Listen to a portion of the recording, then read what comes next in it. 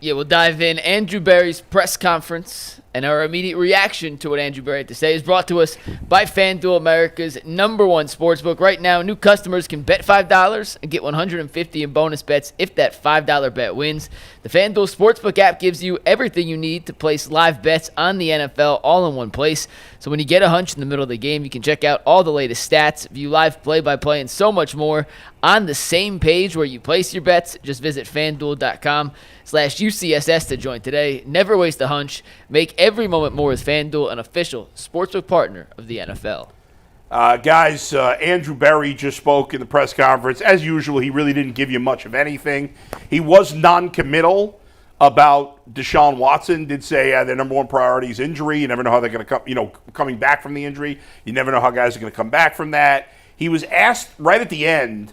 What's the new ESPN beat reporter? It's Daniel Oyefusi. Oyefusi? Oyefusi. Thank you for pronouncing that. Yes, okay. I did not know how to pronounce his name. So Daniel, cool dude. We like Daniel.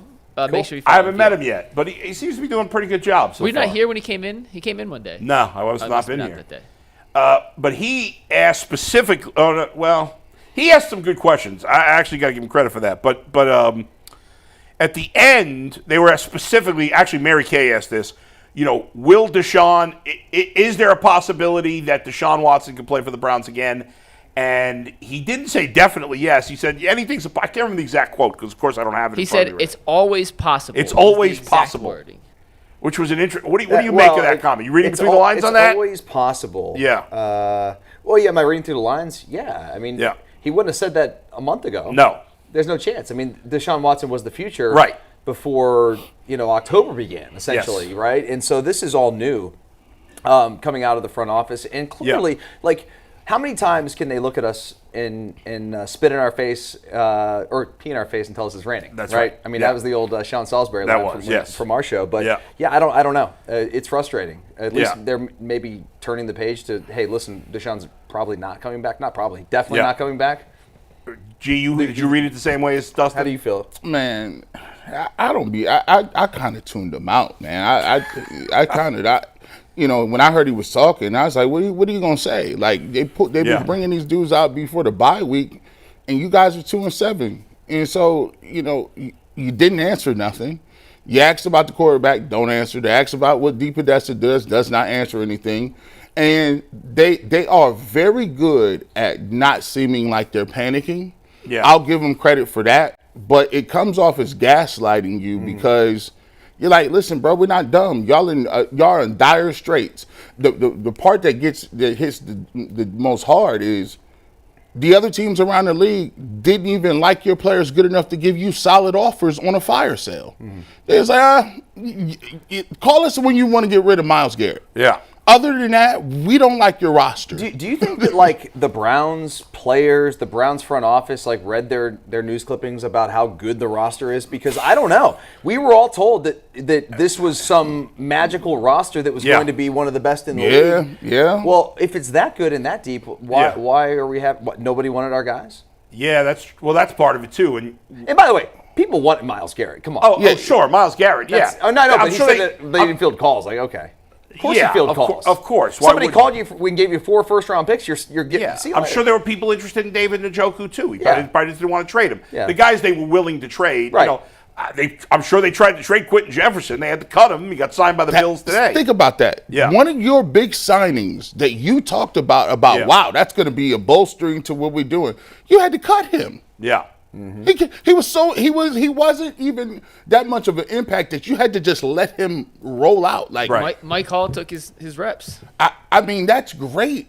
I just think that when he's up here talking, I've been looking at in the forecast of it. I don't know what their plan is. The plan is not easy. You don't have great quarterbacks in the draft. Do you want to go get a retread? You still have questions about what Deshaun Watson and how much money he's going to cost. You don't seem like you got a quarterback that could be a bridge or a guy that you're going to play this year. Oh, you changed your mind after 1 week with Jameis? Man, listen, hey, that was an easy change. But dude, it was one game. I know. I think Jameis will play well against New Orleans. He will play well against New Orleans. The Chargers had a good defense. Here's the thing that changed. Yeah. When you talk about Jameis being a bridge quarterback, are you Are you saying that he's a bridge quarterback that's going to get you be top 10, top 12?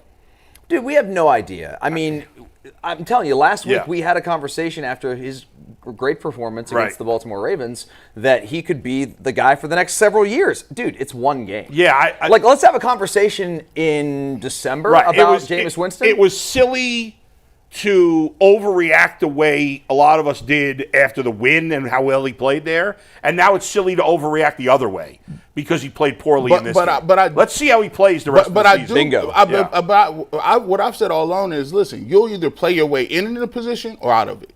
So, you're right about that. But not based on one game. Yeah, a lot of the good or bad. A lot of the enthusiasm about Jameis Winston is obviously going to go down a lot when you see 5 or 6 interceptions, right? But he's going to get another opportunity. Yeah. The thing is, who's making these evaluations, right? Like, we still don't know to this day who moved Baker, who got Deshaun Watson, and who said Flacco had to roll out. Yeah. Because this is important moving forward. If you're going to have these guys rebuilding your team, you have to have faith that those guys can make evaluations on people. Right, but if they don't make any changes, it does. Ultimately, when we talk about the team, I'm just going forward because all we do is debate all the time. Was that Kevin's decision? Was it Andrew's decision? Was it Andrew's decision or Deep Podesta's decision? Doesn't matter. It doesn't matter. Like, Andrew Berry's in charge of the roster, or building the roster, and Kevin Stefanski's in charge of decisions with the coaching staff and the team. And I'm going to blame or give credit to Kevin Stefanski, everything coach related, and I'm going to blame and give credit to Andrew Berry for everything he does in terms of the roster going forward. Because since we don't know, I just got to go with that. They don't want to tell us, so I'm just going to go with that. I don't know. So you got to go look at the results. Like, I think we're past the point where we can stop sheltering people. Where it's like, oh, it wasn't that guy's fault. You're so results oriented in business. Yeah, you're not winning. You're 2-7. What are you going to do to make it better? Yeah. And here's the thing, like about Jameis Winston. We have to see how he plays the rest of the year. Could he be their starting quarterback next year? Sure. If he plays well enough, could he be a quarterback that gets him to the playoffs? Why not? Sam Darnold's going to get Minnesota to the playoffs. Baker Mayfield, I don't know that he's going to get Tampa Bay to the playoffs, but if they don't, it's not going to be his fault. I'll tell you that. He's out there with. He's playing pretty well. He's not spectacular, but he's playing pretty well. I'm not going to be a phony about it just because I'm not a fan of the guy. He's playing pretty well. They didn't lose that game to the Chiefs in overtime because of Baker Mayfield. They go to overtime on the road, and he's thrown to like 3 white dudes. That's right. Exactly. Now heall get Mike Evans back. I'm saying. Mike Evans will be back, in a couple of weeks. But Godwin's gone for the year. He's turned K-Dot had been nothing before. Dude, he looked great. He's been fantastic with Baker. Scotty Miller? So, Baker's playing well enough. Darnold's playing well enough. I'm forgetting another. Geno. Geno? Like Jared your Goff. Guy, Geno? Who? Jared Goff has the. Goff? Well, to me, Jared Goff's not in the same category. No, Goff. Him, Adam, and I had a conversation about Goff today. I mean, Goff's been to a Super Bowl. Goff's a good quarterback. He's a really good quarterback. He's not elite, but he's good. Those other guys, I don't know. I don't know how good Baker's going to be long term going forward, or Sam Darnold, or Geno Smith. I mean, Geno's older than the other two guys. But, if those guys could end up being top 10, top 12 quarterbacks for a year, maybe 2 years, whatever, so could Jameis. He's not that old either. But I'm not going to anoint him after one good game, and I'm not going to throw him in the garbage after one bad game. Go ahead. I agree with everything you had on Jameis. I want to mention one other thing about the press conference that kind of stuck out to me. And I'm curious if you guys picked up on the same way. I put it in the text chat, but Andrew Berry said multiple times he's not in reflection mode. I'm so annoyed.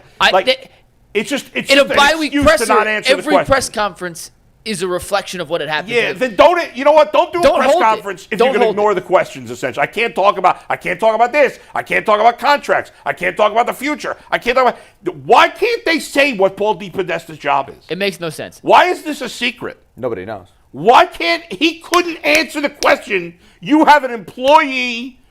The Cleveland Browns have an employee.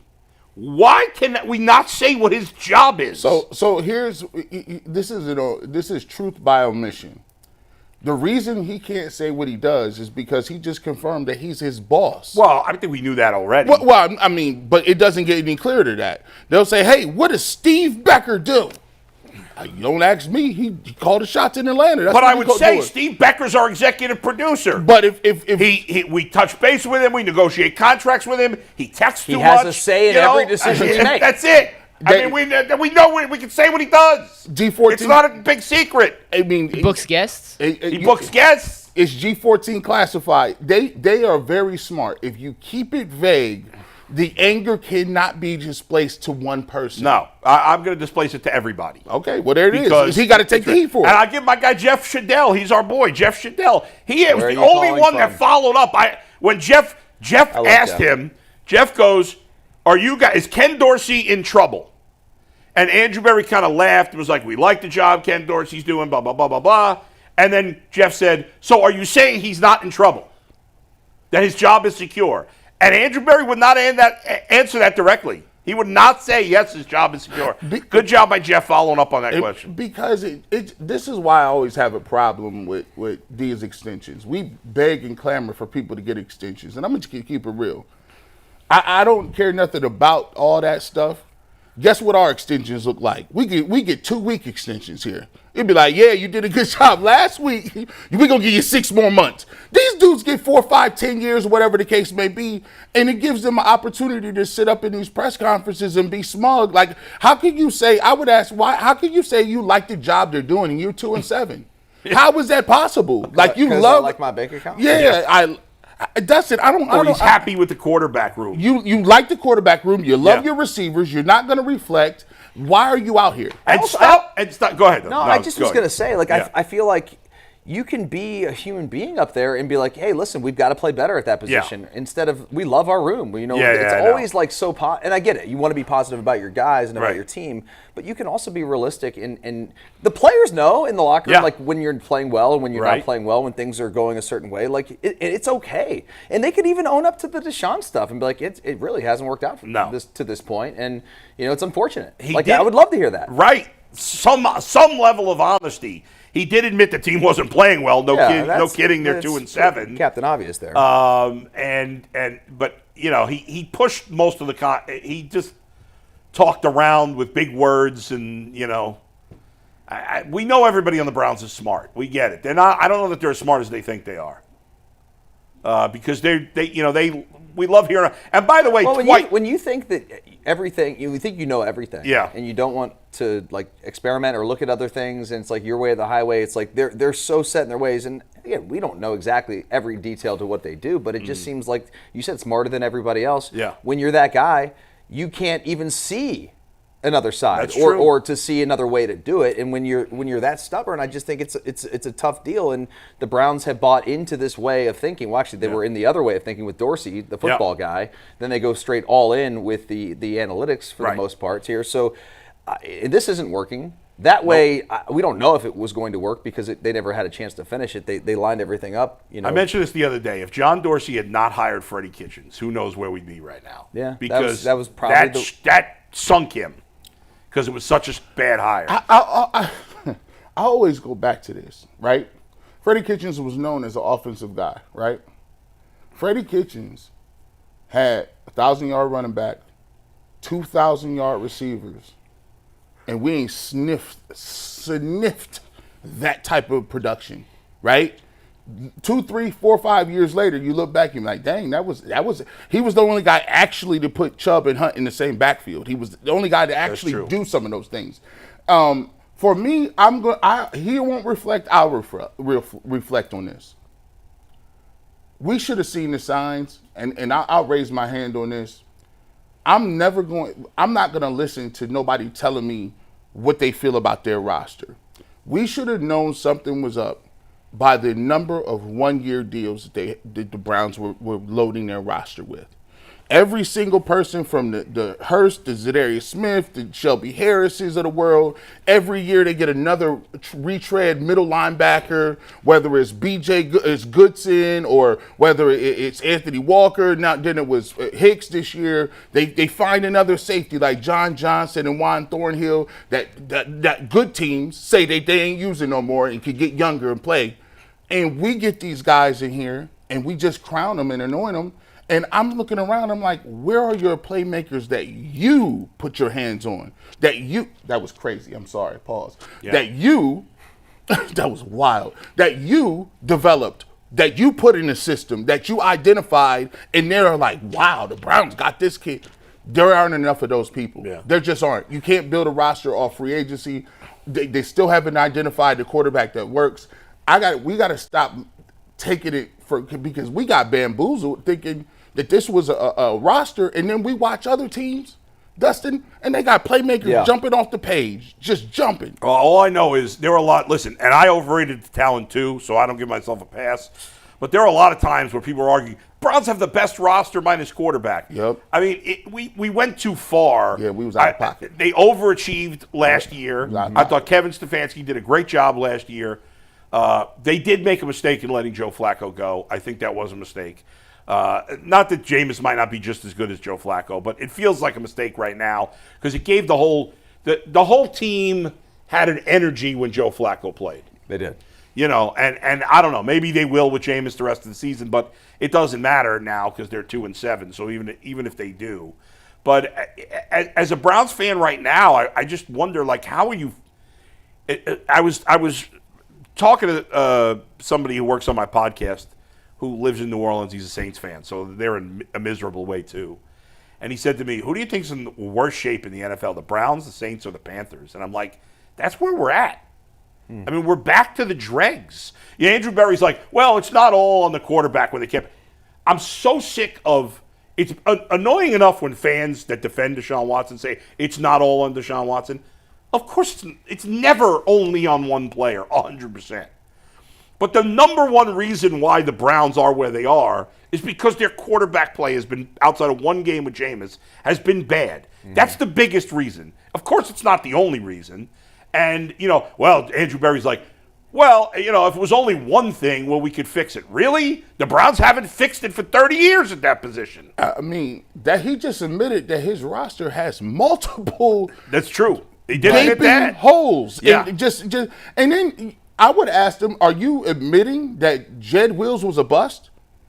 Well, they're going to admit that when they let him walk. He's a healthy scratch. They said, DeJuan Jones is the left tackle. Jed Wills is back, but that's a top 10 pick that looks like it's not hitting. Greg Newsome, top one, 23, 22? Yeah. That's a pick. Andrew Berry didn't draft Jed, to be fair, right? No, they drafted No, I think that was his first draft. That was his first draft? No. Yeah. I'm pretty sure 2020 draft was Berry's first, correct? 21, 2. Because he came in with Stefanski. You're right. It was his first. You're right. Yeah, that's his first draft. Top 10 pick. That's right. Yeah. Then you got Greg Newsome. That was a first round pick. Yeah, I mean, those 2 first-round picks. And he makes a play like once every 3 games. Yeah, 4. And he acts like he's Denzel. He just that dude. Oh my God, the celebrations I know, with him when they're losing, it's I so hate that. embarrassing.